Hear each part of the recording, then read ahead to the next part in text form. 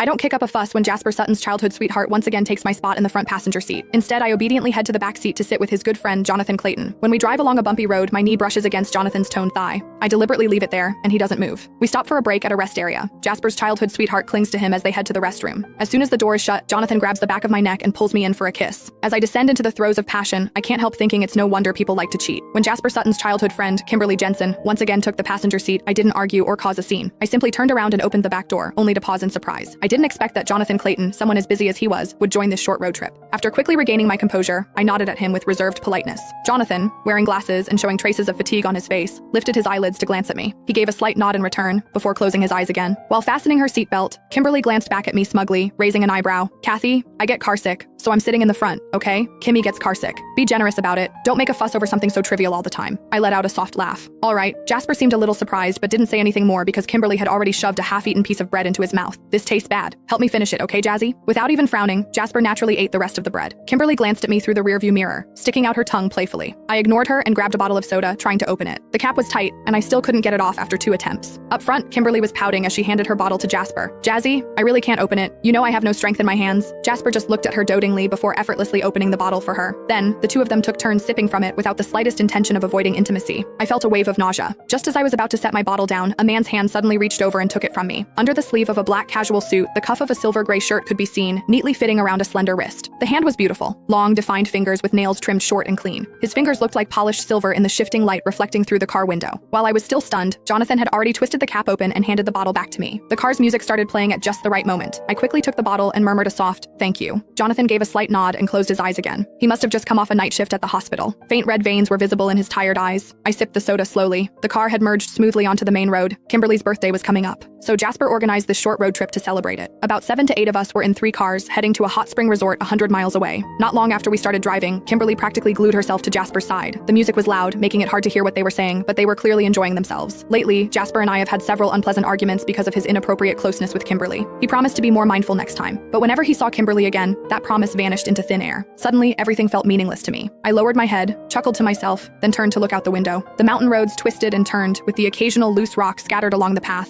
As the car jolted, I couldn't help but lean to the side. My bare knee under my skirt brushed against Jonathan's thigh, pressed tightly against it. I wanted to move away instinctively, but then I noticed a faint reddish mark on Kimberly's neck. Even a fool could recognize it. A kiss mark. There was no need to guess who left it. In that instant, a surge of defiance rose within me, and I simply froze, leaving my knee where it was. Just then, Jonathan opened his eyes and looked at me. I pretended to be perfectly calm, staring straight ahead, refusing to meet his gaze. Yet, my knee, pressed against the outside of his thigh, subtly shifted closer, pressing in even more. Only a thin layer of fabric separated us.